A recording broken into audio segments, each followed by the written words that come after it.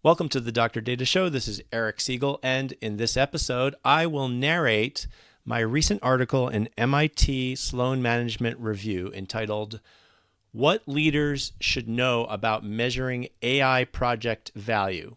This is about measuring the performance of machine learning models in business terms with business metrics rather than only the usual technical metrics. The original article title I'd given it was Rare Yet Crucial.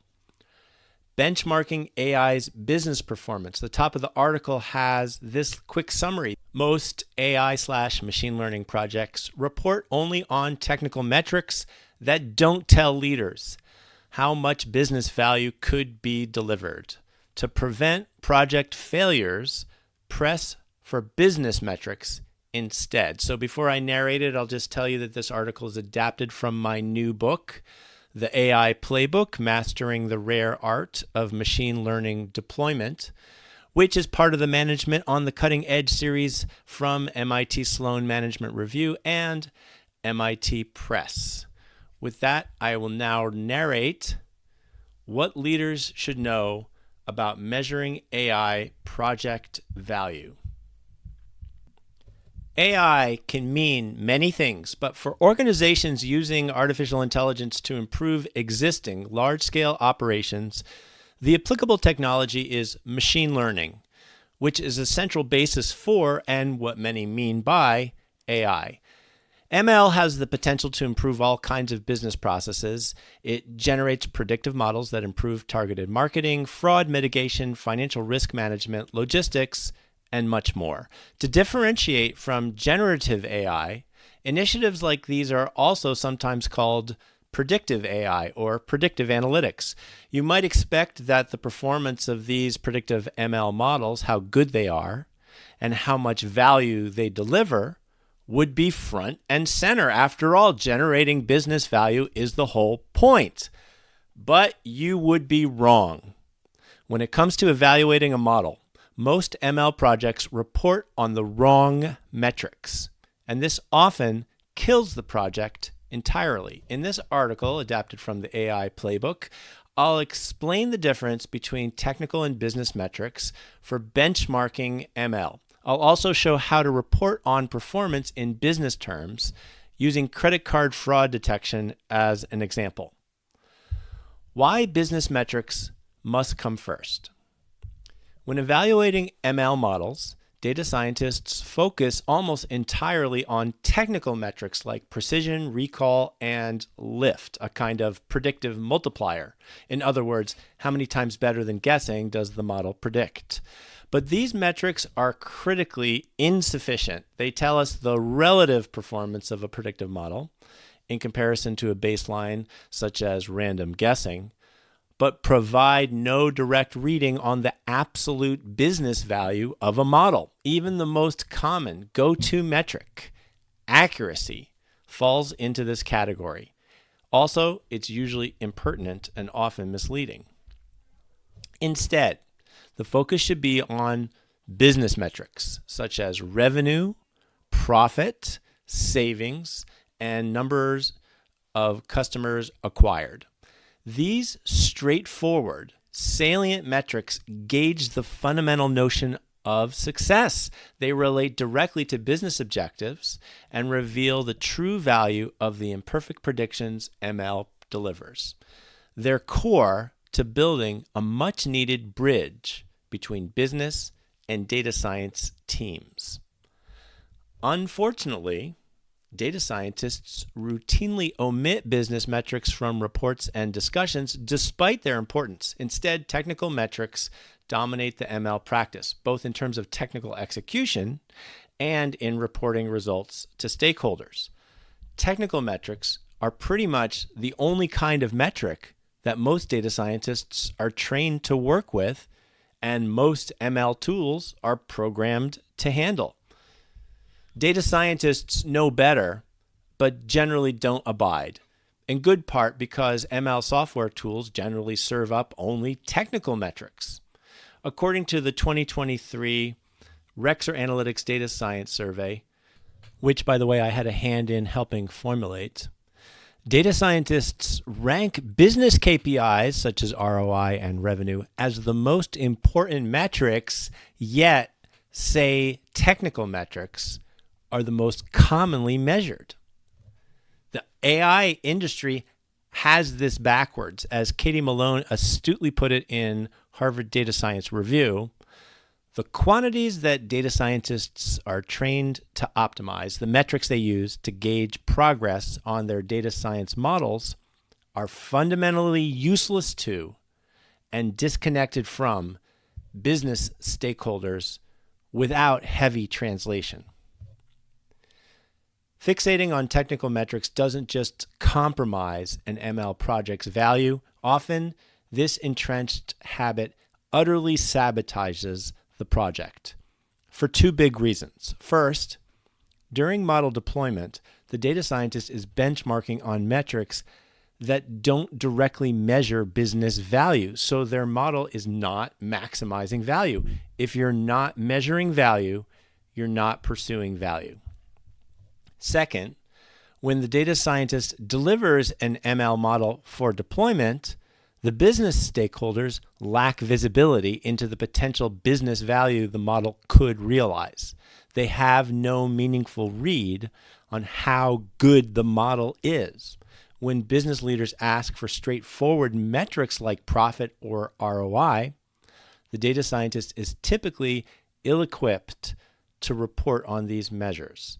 So, without a basis for making an informed decision, they typically make the tough choice between authorizing deployment on a leap of faith or, in essence, canceling the project.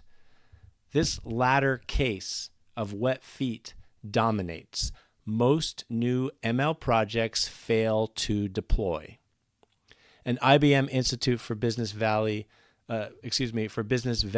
study found that ROI on enterprise-wide AI initiatives averaged just 5.9% as of late 2021. And that's lower than the cost of capital, meaning you'd be better off just investing the money in the market. Getting the metrics discussion right by including business metrics is central to overcoming the great challenges to launching ML projects. How to move from technical metrics to business metrics. Let's dig a little deeper to see what it takes to measure and therefore pursue business value.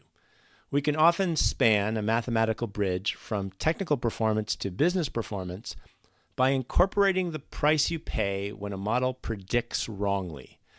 You incur a misclassification cost for two different kinds of prediction error. False positive, FP, when a predictive model says positive but is wrong.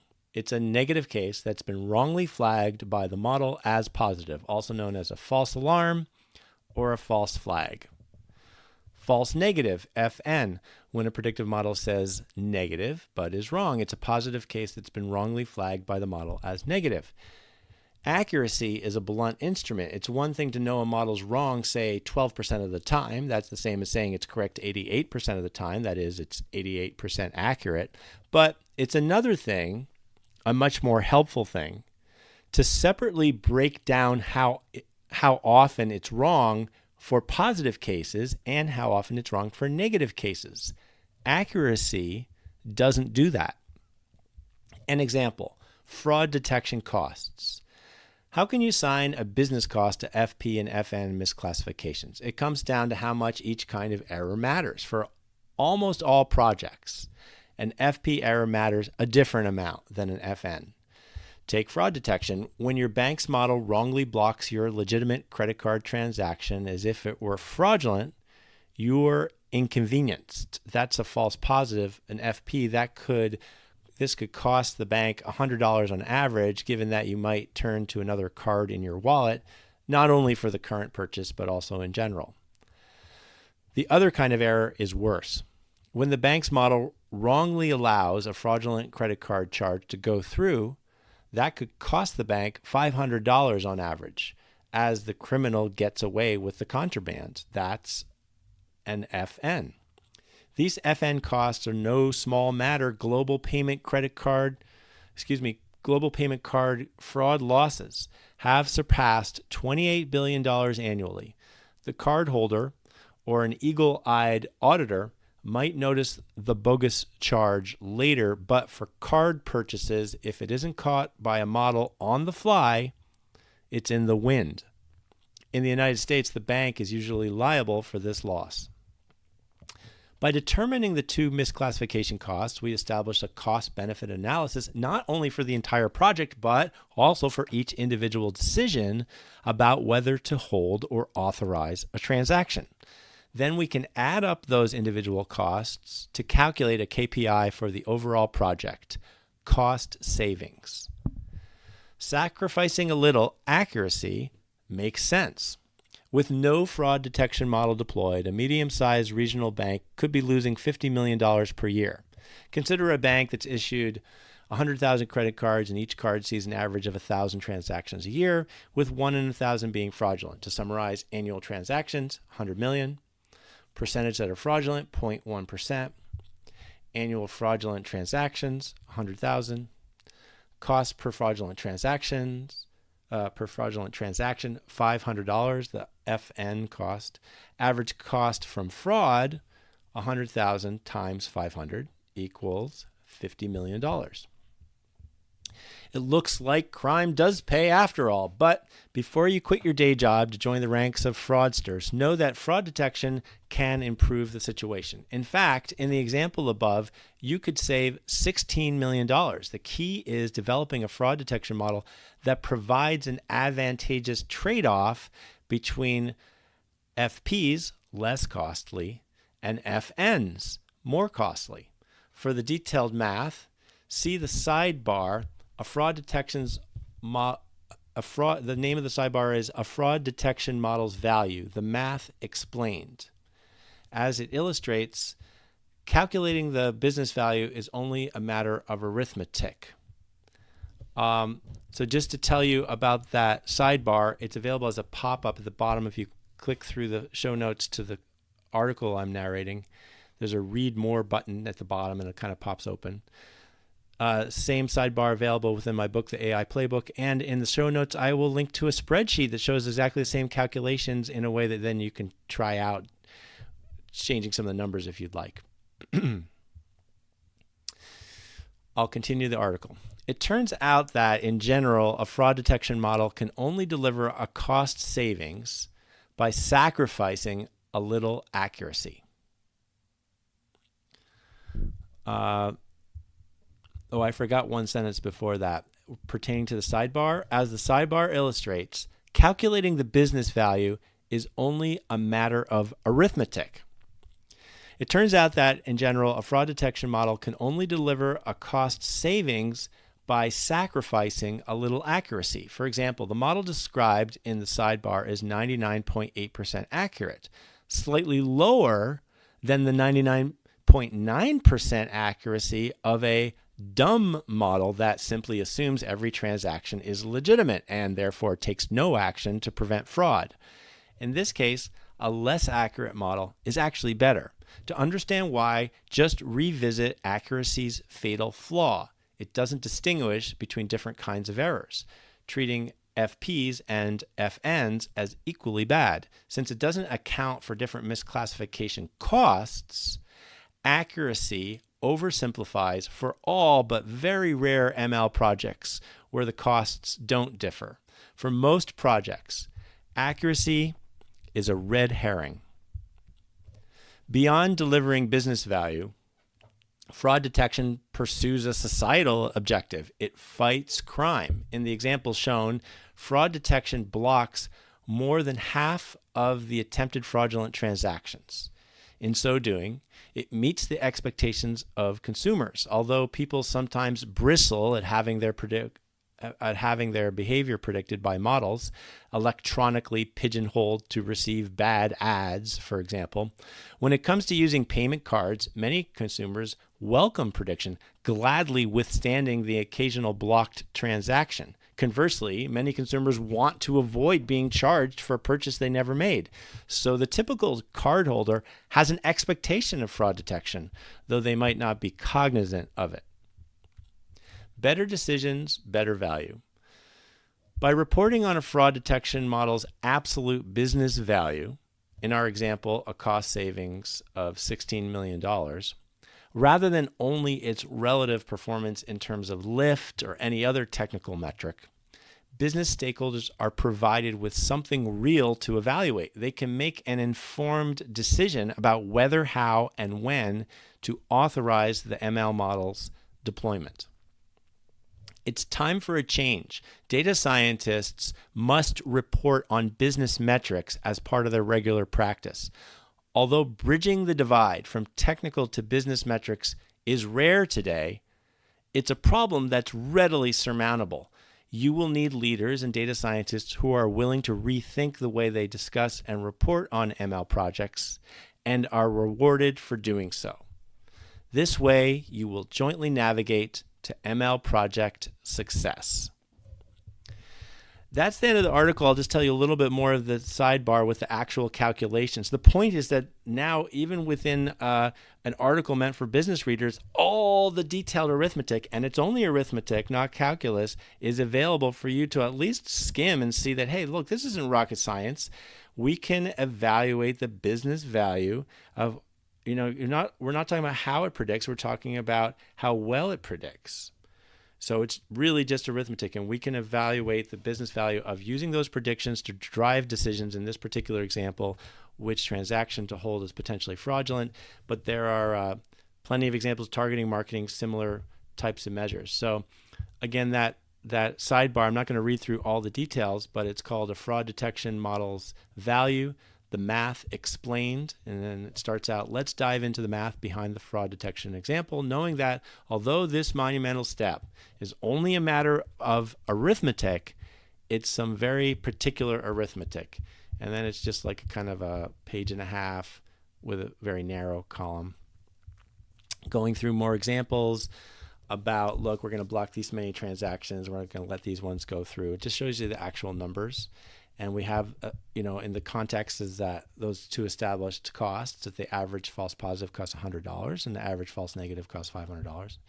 And you do the math, and it turns out to have saved $16 million by decreasing the $50 million loss of fraud with no fraud detection down to $34 million. So again, that is available as a sidebar. It pops up when you click the button at the bottom of the article. I'll be linking in the show notes. It's also available as a sidebar within my book, The AI Playbook, that this article is an excerpt from. And also in the show notes and in the notes of the book, which are available online as a PDF at bizml.com, bizml.com. But also in the show notes of this podcast, I will link to a spreadsheet showing the same calculations with less explanation. But that way, if you've kind of looked through the sidebar, and you want to play with those calculations and change some of the assumptions, you can go ahead and play with that. So thanks for listening. Let's get those models deployed, and let's do it by actually evaluating their performance in business terms, in terms of the actual business gains, the business metrics, the KPIs that could be improved, and the measure of those improvements in those business terms based on particular deployment uses of the models, rather than what we do today, which is really just these technical metrics that tell you only the relative, pure predictive performance of the model and don't tell you the potential business value.